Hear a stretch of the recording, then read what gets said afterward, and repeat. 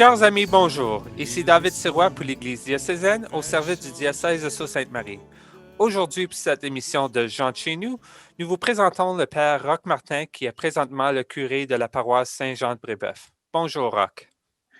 Bonjour, David. Il me fait plaisir de me retrouver ici avec vous autres et au nom, je tiens à remercier toute l'équipe de m'accueillir pour l'émission d'aujourd'hui. Alors, vos fonctions de prêtre changeront bientôt, alors que vous avez accepté le poste de vicaire général pour le diocèse de Sault-Sainte-Marie. Mais avant de parler de ce nouveau poste, j'aimerais permettre aux téléspectateurs de vous connaître davantage. Qui est Roch Martin? Parle-nous de toi. Alors, David, moi, je suis natif de Sturgeon Falls, où j'ai grandi une bonne partie de ma vie. Je dis une bonne partie parce qu'on a déménagé dans différentes régions de l'Ontario pour le travail, pour mes parents, pour qu'ils puissent poursuivre leur travail. Mais pour la plupart de mes années, j'ai grandi à Sturgeon Falls, dans une famille où on est une famille de 5 et c'est une famille très unie. On fait beaucoup de choses ensemble. En fait, dans la famille élargie même, on faisait beaucoup de rencontres. On a eu des rencontres de famille régulièrement, des soupers, des fêtes, des activités. C'était vraiment ma vie en grandissant. Je sais que quand on avait l'habitude d'aller à la messe, toutes les fins de semaine, après la messe, on se rencontrait chez nos grands-parents et parfois chez un, parfois chez les autres, alternativement, tu comprends. Et puis, la famille se réunissait pour un repas après la messe en famille, chez les grands-parents. Puis, on faisait des activités ensemble après le repas. Souvent, on allait pour des randonnées de ski de fond l'hiver. L'été, d'autres activités quelconques. On allait peut-être à la plage ou des choses comme ça. Moi, je suis l'aîné de 2 sœurs. J'ai 2 sœurs qui me suivent. Les 2 sont mariées. Et les 2 ont le couple, ils ont un garçon et une fille. Alors, ce qui fait que dans notre famille, bien, on est béni d'avoir tous ces petits-enfants, ces neveux, nièces qui se joignent à nous, les beaux-frères également, pour enrichir notre famille. Puis, évidemment, ça continue comme dans ma jeunesse. On se réunit souvent, on a des repas, on fait toutes les occasions qui se prêtent devant nous ensemble, en famille. Wow, grande famille avec la famille étendue. Est-ce que tu peux identifier des moments dans ta vie qui ont déclenché la quête du sens? Moi, dans ma vie, il y a un événement en particulier, il y en a eu plusieurs. Je tiendrai à mentionner celui-ci. Chez nous, les prêtres de notre paroisse étaient invités souvent. On avait chez nous, pour des repas, les prêtres, c'était régulier. Puis quand on invitait le prêtre chez nous pour un repas, évidemment, les grands-parents étaient invités aussi, ça allait de soi. Parmi tous les prêtres qu'on a accueillis chez nous, il y en avait un qui était particulièrement proche de notre famille. Et puis, quand le père André Huneau, qui était le curé dans ma paroisse, est décédé. Il est décédé très jeune, il avait seulement que 52 ans. Ça m'avait beaucoup marqué. Ça m'avait laissé avec la question dans mon cœur, dans ma prière, pourquoi, Seigneur, venir le chercher si jeune, quelqu'un en qui on s'était beaucoup noué d'amitié dans ma famille? Ça m'a poussé à réfléchir davantage sur la réalité de notre existence, toutes ces grandes questions de sens dont tu me demandes de porter dans notre réflexion d'aujourd'hui. Ça m'a amené justement là, à réfléchir et à me questionner sur pourquoi s'il y en a qui meurent si jeunes, comme le père André Huneau, par exemple. J'aimerais juste ajouter une petite parenthèse au sujet du père Huneau. Lorsque le moment était venu où Monseigneur Plouffe m'appelait à être ordonné prêtre, La famille du père Huneau, sont à Chelmsford, comme vous le savez probablement, ils m'ont approché, puis ils m'ont fait savoir que le père André Huneau avait réservé son calice pour moi, pour me l'offrir, évidemment, euh, si j'étais ordonné prêtre. Puis comme c'était annoncé que ça arriverait, alors la famille m'ont approché, ils m'ont offert le calice du père Huneau, que j'ai encore, évidemment, que je garde précieusement.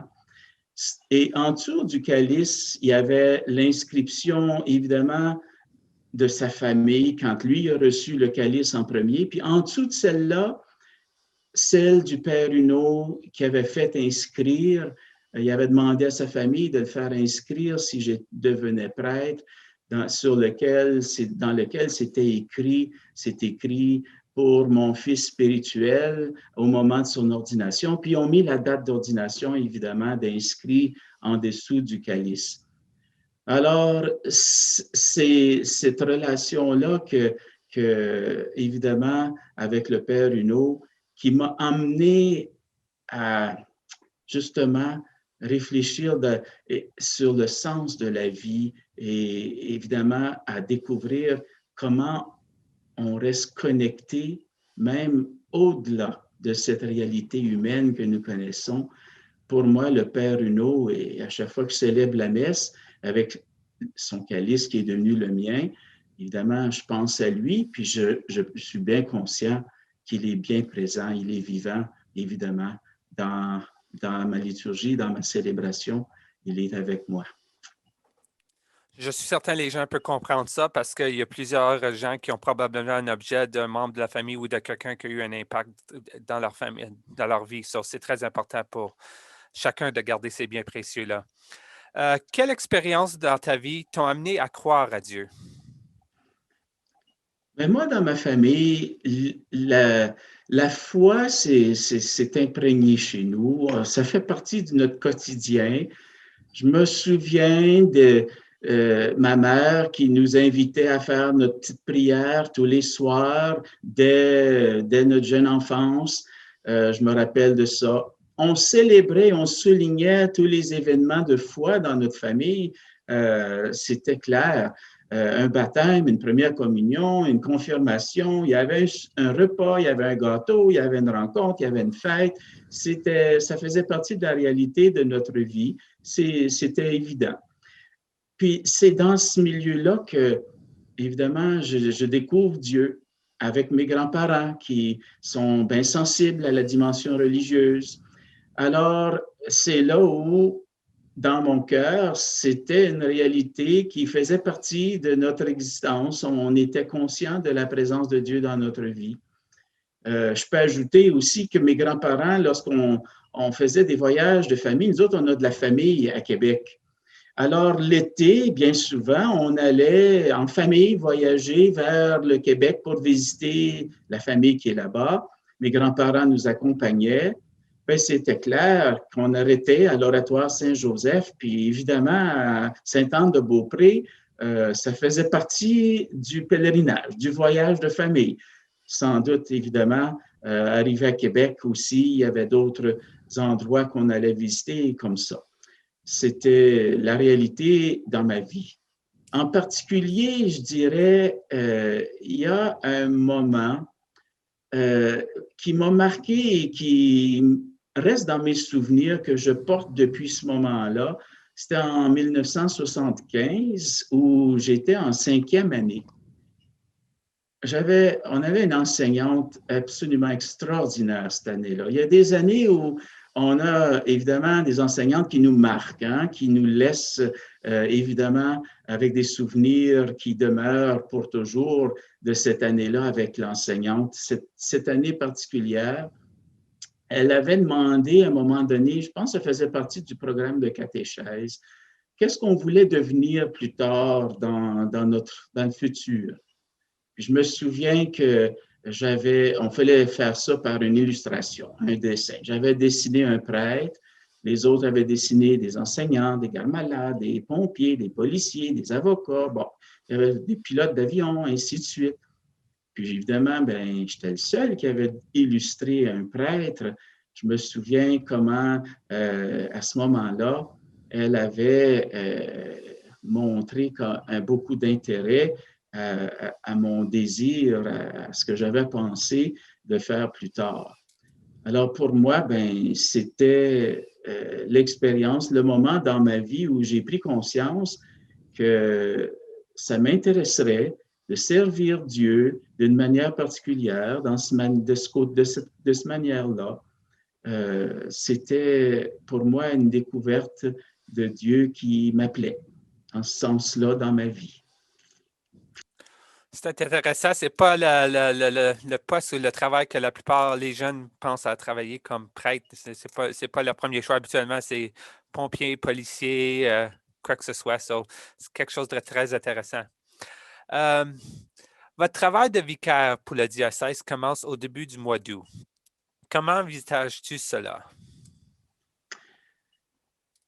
C'est clair, lorsque Monseigneur Daoud m'a approché pour me proposer, pour me demander si j'accepterais de servir le diocèse dans cette fonction-là, ma première réaction que j'ai eue, ça a été celle de, ben, est-ce qu'il y aurait, vous avez pensé à moi? Il y aurait probablement d'autres prêtres qui seraient peut-être plus qualifiés, plus préparés pour ce travail-là. Mais non, il disait qu'il sentait, il avait consulté, il sentait que je serais bien apte à remplir ces fonctions-là. J'ai accepté avec la condition qu'il serait prêt à m'aider, me guider, m'orienter, parce que c'est tout nouveau pour moi. Évidemment, je suis conscient de ce que fait un vicaire général. Ça fait 25 ans, j'œuvre dans les paroisses, j'en ai vu avant, je sais qu'est-ce qu'ils ont fait, je suis un peu au courant de leurs fonctions. Mais pour moi, de vraiment entrer dans ce service-là, ben, il fallait que j'aie l'appui de l'évêque pour m'aider, me guider, m'orienter, sans lequel je ne me serais pas senti vraiment prêt à embarquer dans quelque chose d'aussi nouveau que ça. Il ne faut pas oublier que ça fait 25 ans que j'œuvre dans les paroisses, comme curé de paroisse, un ministère qui m'est très familier. Alors, c'est bien beau d'avoir vu des vicaires généraux avant, mais quand ça vient à ton tour, quand on te demande d'exercer ce rôle-là, c'est pas la même chose. Là, c'est différent. Là, tu réalises que ben, c'est à toi maintenant de faire, de comprendre le rôle parfaitement pour vraiment être le meilleur, offrir le meilleur service que je puisse offrir au diocèse, à notre évêque, dans cette capacité-là. Alors, ma première réaction, c'était d'être surpris, étonné, qui pense à moi.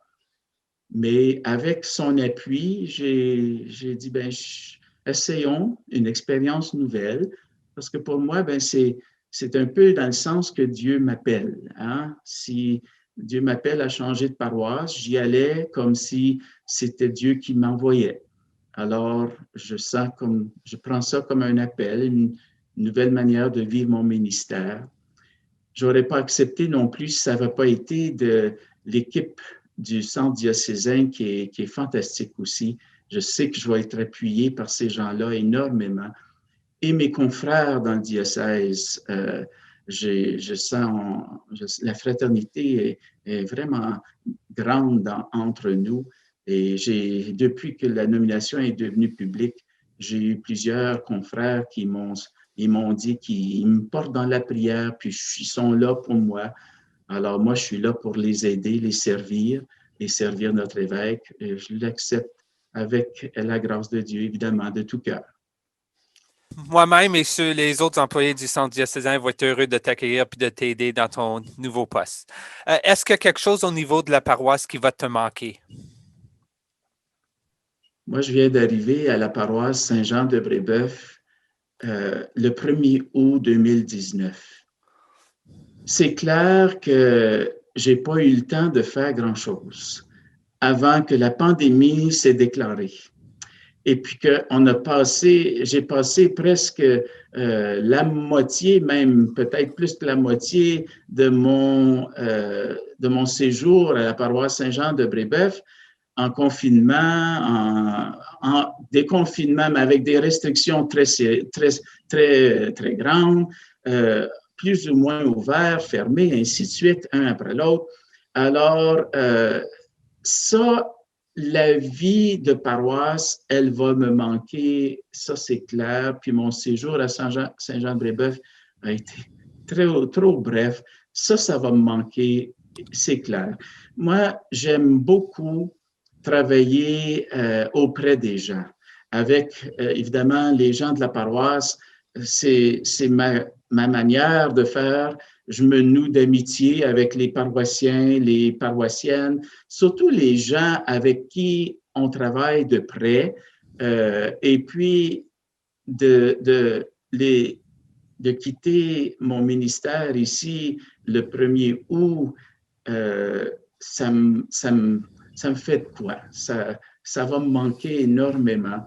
Et puis, ça, c'est ce que je vais trouver le plus difficile, c'est de laisser ces amitiés-là qui se nouent.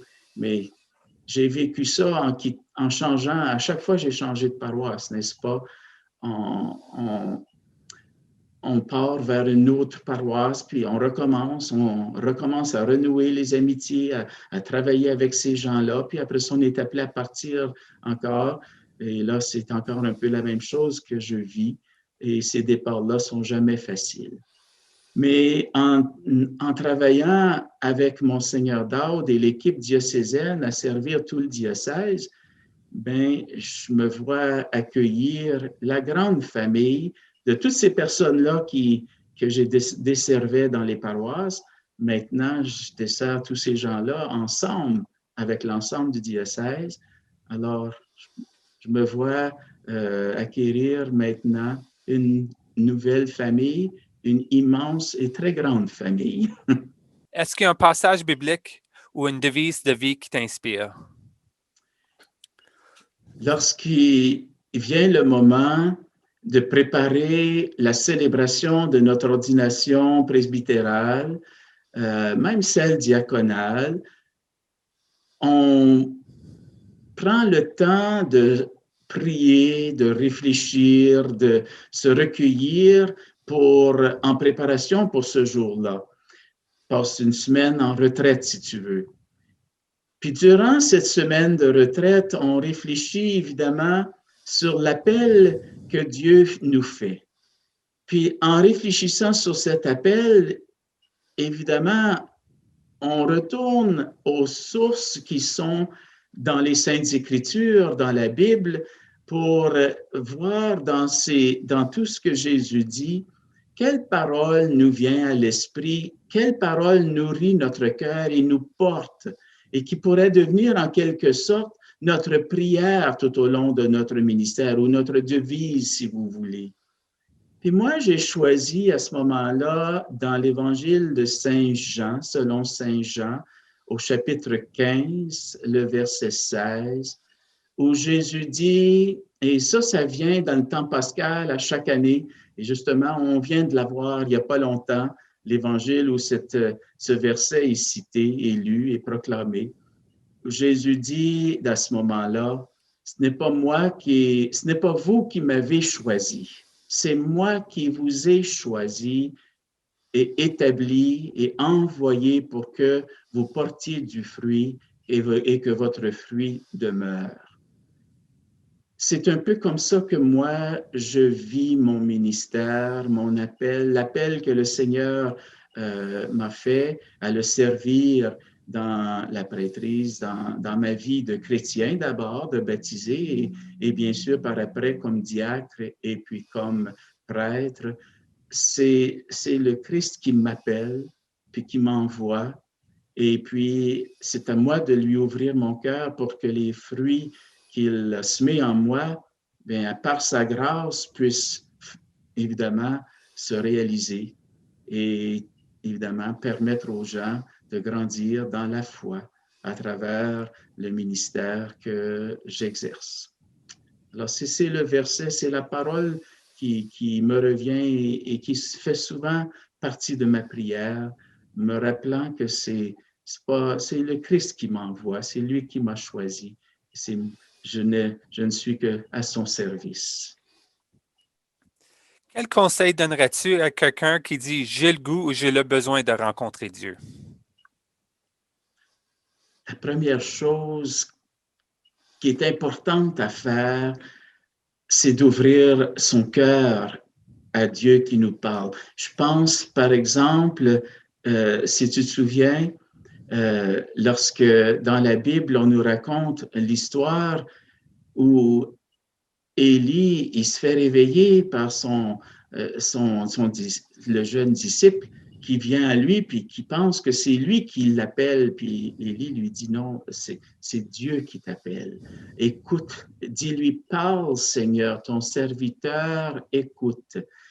Alors, c'est la première chose que je donnerais comme conseil à quelqu'un qui cherche dans sa vie à découvrir Dieu. Dieu est présent, il est vivant, il est toujours en train de faire signe. Alors, prends le temps d'ouvrir ton cœur au Seigneur et de lui laisser savoir que tu es à son écoute. Puis dis-lui dans la prière, parle Seigneur, ton serviteur t'écoute. Alors, montre-lui que tu es intéressé à le connaître, à le découvrir. L'autre chose que j'ajouterais à cela, c'est de prendre le temps d'aller parler avec quelqu'un en qui tu as confiance.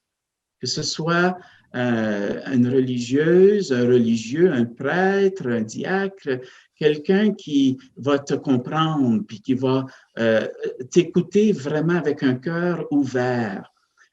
Parce que c'est important de dire notre expérience spirituelle, notre expérience de foi, parce qu'en le disant, c'est là qu'on en prend davantage conscience.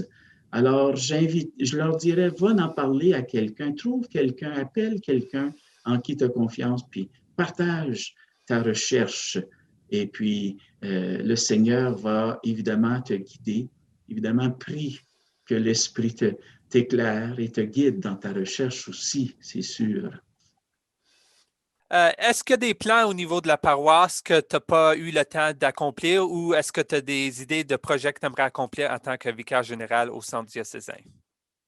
Cette année, à la paroisse Saint-Jean-de-Brébeuf, nous sommes dans une année de jubilé. C'est notre 90e anniversaire de la communauté chrétienne ici à Saint-Jean-de-Brébeuf. Pas nécessairement l'Église, mais de la communauté chrétienne elle-même. Alors, on a choisi comme devise 90 ans de présence au cœur du moulin à fleurs. Puis juste comme on se préparait à célébrer ces événements-là, on est entré en pandémie. Alors, c'était dans mon plan, lorsque la pandémie serait finie, même si l'année du jubilaire était passée, ben, on voulait célébrer ça d'une manière spéciale, souligner l'événement par une messe d'action de grâce, évidemment, à laquelle on aurait invité notre évêque, Monseigneur Daoud, et avoir un banquet, un repas pour fraterniser toute la communauté ensemble dans la salle paroissiale. Évidemment, on aurait voulu faire ça. Est-ce que vous auriez un dernier message à donner à nos téléspectateurs?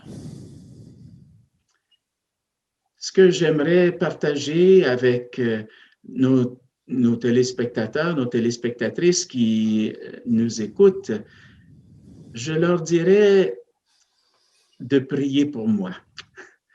Évidemment, déjà, j'ai commencé à porter dans ma prière notre évêque, c'est sûr, Monseigneur Daoud, toute la grande famille de notre Église diocésaine. Évidemment, en retour, j'invite tout le monde à ne pas m'oublier dans leur prière et à porter évidemment toute notre Église diocésaine dans leur prière pour que, à travers tout ce que nous vivons, nous puissions continuer à faire avancer la mission que le Christ nous confie, que Jésus nous confie à tous et à toutes. Merci, Père Roch, d'avoir accepté l'invitation à cette émission, nous faire connaître davantage votre vie personnelle et votre nouvelle position pour que les gens comprennent un peu qu'est-ce que ça fait un vicaire général. Chers téléspectateurs, merci d'être avec nous pour cette émission.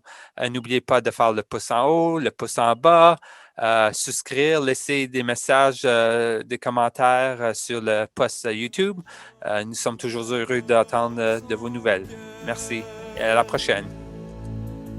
Mais pour cela, ne faut-il pas tant de foi apprendre encore à être vrai, apprendre à se connaître, être avant de paraître, s'aimer soi-même comme on est, garder les pieds sur terre et fuir l'imaginaire des top modèles bien trop parfaits.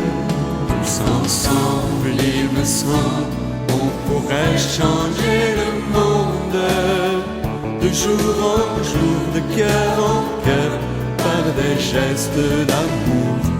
Tous ensemble, il me semble, on pourrait changer le monde en changeant tout d'abord son cœur. Mais pour cela, ne faut-il pas tant de foi apprendre encore à faire tomber les murs d'indifférence, les murs d'intolérance qui nous retiennent prisonniers.